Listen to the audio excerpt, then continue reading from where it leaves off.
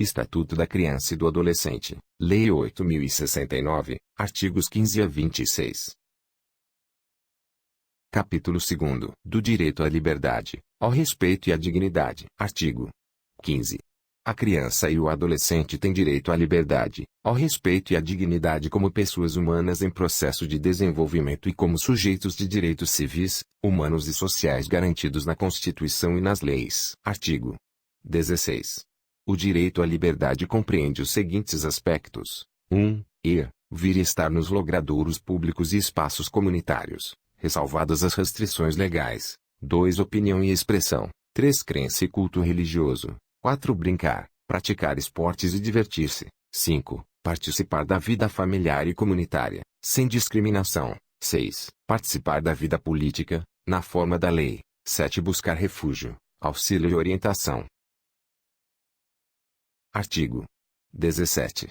O direito ao respeito consiste na inviolabilidade da integridade física, psíquica e moral da criança e do adolescente, abrangendo a preservação da imagem, da identidade, da autonomia, dos valores, ideias e crenças, dos espaços e objetos pessoais. Artigo 18. É dever de todos velar pela dignidade da criança e do adolescente, pondo-os a salvo de qualquer tratamento desumano, violento, aterrorizante, vexatório ou constrangedor. Artigo 18-A.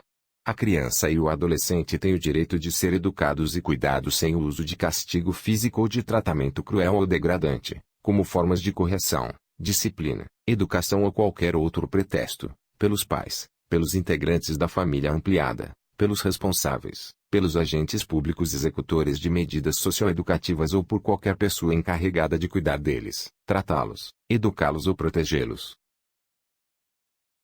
Parágrafo único. Para os fins desta lei, considera-se: 1. Castigo físico, ação de natureza disciplinar ou punitiva aplicada com o uso da força física sobre a criança ou adolescente que resulte em a. Sofrimento físico, ou b. Lesão. 2. Tratamento cruel ou degradante, conduta ou forma cruel de tratamento em relação à criança ou ao adolescente que a. Humilhe, ou b. Ameace gravemente, ou c. Ridicularize. Artigo 18-B.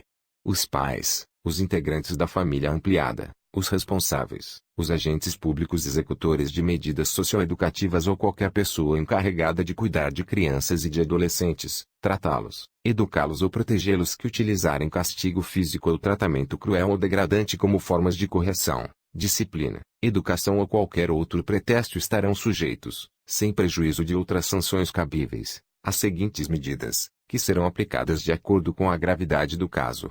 1. Encaminhamento a programa oficial ou comunitário de proteção à família. 2. Encaminhamento a tratamento psicológico ou psiquiátrico. 3. Encaminhamento a cursos ou programas de orientação. 4. Obrigação de encaminhar a criança a tratamento especializado. 5. Advertência. Parágrafo único.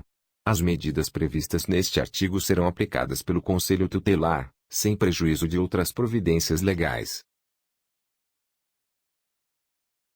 Capítulo 3. Do direito à convivência familiar e comunitária. Seção 1. Disposições gerais. Artigo 19.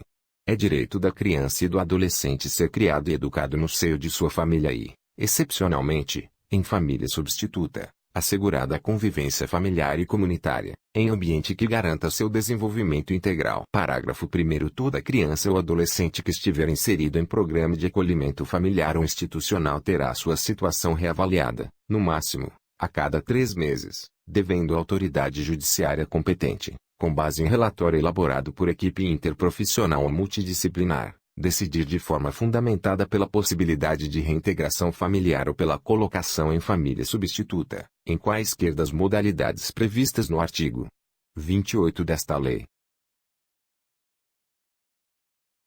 Parágrafo 2º. A permanência da criança e do adolescente em programa de acolhimento institucional não se prolongará por mais de 18, salvo comprovada necessidade que atenda ao seu superior interesse, devidamente fundamentada pela autoridade judiciária. Parágrafo 3º. A manutenção ou a reintegração de criança ou adolescente à sua família terá preferência em relação a qualquer outra providência, caso em que será esta incluída em serviços e programas de proteção, apoio e promoção, nos termos do parágrafo 1º do artigo 23, dos incisos 1 e 4 do caput do artigo 101 e dos incisos 1 a 4 do caput do artigo 129 desta lei. Parágrafo 4º. Será garantida a convivência da criança e do adolescente com a mãe ou pai privado de liberdade, por meio de visitas periódicas promovidas pelo responsável ou, nas hipóteses de acolhimento institucional, pela entidade responsável, independentemente de autorização judicial.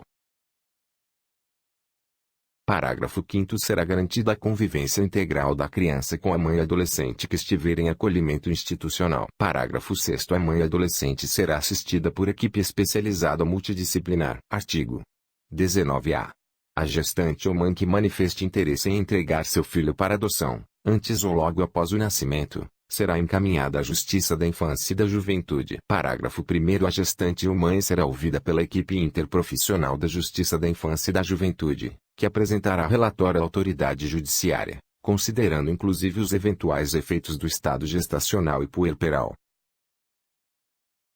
Parágrafo 2º. De posse do relatório, a autoridade judiciária poderá determinar o encaminhamento da gestante ou mãe, mediante sua expressa concordância, à rede pública de saúde e assistência social para atendimento especializado. Parágrafo 3º. A busca à família extensa, conforme definida nos termos do parágrafo único do artigo 25 desta lei, respeitará o prazo máximo de 90 dias, prorrogável por igual período. Parágrafo 4º. Na hipótese de não haver a indicação do genitor e de não existir outro representante da família extensa apto a receber a guarda, a autoridade judiciária competente deverá decretar a extinção do poder familiar e determinar a colocação da criança sob a guarda provisória de quem estiver habilitado a adotá-la ou de entidade que desenvolva programa de acolhimento familiar ou institucional. Parágrafo 5º. Após o nascimento da criança, à vontade da mãe ou de ambos os genitores, se houver pai registral ou pai indicado, deve ser manifestada na audiência a que se refere o parágrafo 1º do artigo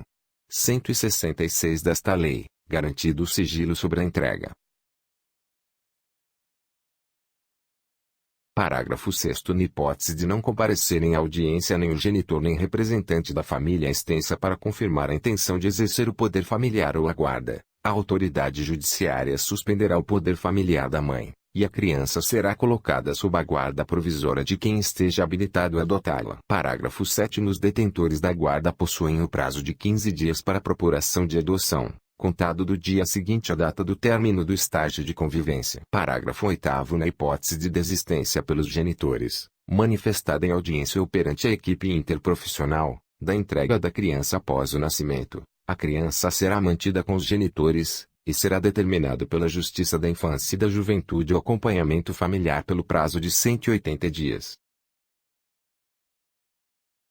Parágrafo 9º. É garantido à mãe o direito ao sigilo sobre o nascimento, respeitado o disposto no artigo 48 desta lei. Parágrafo 10. Serão cadastrados para adoção recém-nascidos e crianças acolhidas não procuradas por suas famílias no prazo de 30 dias, contado a partir do dia do acolhimento. Artigo 19b. A criança e o adolescente em programa de acolhimento institucional ou familiar poderão participar de programa de apadrinhamento. Parágrafo 1º. O apadrinhamento consiste em estabelecer e proporcionar à criança e ao adolescente vínculos externos à instituição para fins de convivência familiar e comunitária e colaboração com o seu desenvolvimento nos aspectos social, moral, físico, cognitivo, educacional e financeiro. Parágrafo 2º. Podem ser padrinhos ou madrinhas pessoas maiores de 18 anos não inscritas nos cadastros de adoção, desde que cumpram os requisitos exigidos pelo programa de apadrinhamento de que fazem parte. Parágrafo 3º. Pessoas jurídicas podem apadrinhar criança ou adolescente a fim de colaborar para o seu desenvolvimento. Parágrafo 4º. O perfil da criança ou do adolescente a ser apadrinhado será definido no âmbito de cada programa de apadrinhamento, com prioridade para crianças ou adolescentes com remota possibilidade de reinserção familiar ou colocação em família adotiva. Parágrafo 5º. Os programas ou serviços de apadrinhamento apoiados pela Justiça da Infância e da Juventude poderão ser executados por órgãos públicos ou por organizações da sociedade civil. Parágrafo 6º. Se ocorrer violação das regras de apadrinhamento, os responsáveis pelo programa e pelos serviços de acolhimento deverão imediatamente notificar a autoridade judiciária competente. Artigo 20. Os filhos, havidos ou não da relação do casamento, ou por adoção, terão os mesmos direitos e qualificações, Proibidas quaisquer designações discriminatórias relativas à filiação. Artigo 21. O poder familiar será exercido, em igualdade de condições, pelo pai e pela mãe, na forma do que dispuser a legislação civil, assegurado a qualquer deles o direito de, em caso de discordância, recorrer à autoridade judiciária competente para a solução da divergência. Artigo 22. Aos pais incumbe o dever de sustento, guarda e educação dos filhos menores, cabendo-lhes ainda, no interesse destes, a obrigação de cumprir e fazer cumprir as determinações judiciais. Parágrafo único. A mãe e o pai, ou os responsáveis, têm direitos iguais e deveres e responsabilidades compartilhados no cuidado e na educação da criança, devendo ser resguardado o direito de transmissão familiar de suas crenças e culturas, assegurados os direitos da criança estabelecidos nesta lei. Artigo 23. A falta ou carência de recursos materiais não constitui motivo suficiente para a perda ou a suspensão do poder familiar. Parágrafo 1º. Não existindo outro motivo que por si só autorize a decretação da medida, a criança ou adolescente será mantido em sua família de origem, a qual deverá obrigatoriamente ser incluída em serviços e programas oficiais de proteção, apoio e promoção. Parágrafo 2º. A condenação criminal do pai ou da mãe não implicará a destituição do poder familiar, exceto na hipótese de condenação por crime doloso sujeito à pena de reclusão contra outrem é igualmente titular do mesmo poder familiar ou contra filho, filha ou outro descendente. Artigo 24. A perda e a suspensão do poder familiar serão decretadas judicialmente, em procedimento contraditório, nos casos previstos na legislação civil, bem como na hipótese de descumprimento injustificado dos deveres e obrigações a que alude o artigo 22. Seção 2ª. Da família natural. Artigo 25. Entende-se por família natural a comunidade formada pelos pais ou qualquer deles e seus descendentes. Parágrafo único.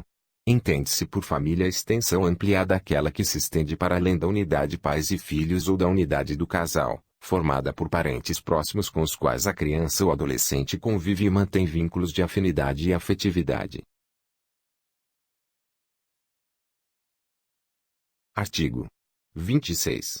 Os filhos havidos fora do casamento poderão ser reconhecidos pelos pais, conjunta ou separadamente, no próprio termo de nascimento, por testamento, mediante escritura ou outro documento público, qualquer que seja a origem da filiação. Parágrafo único. O reconhecimento pode preceder o nascimento do filho ou suceder-lhe ao falecimento, se deixar descendentes. Artigo 27. O reconhecimento do estado de filiação é direito personalíssimo, indisponível e imprescritível, podendo ser exercitado contra os pais ou seus herdeiros, sem qualquer restrição, observado o segredo de justiça.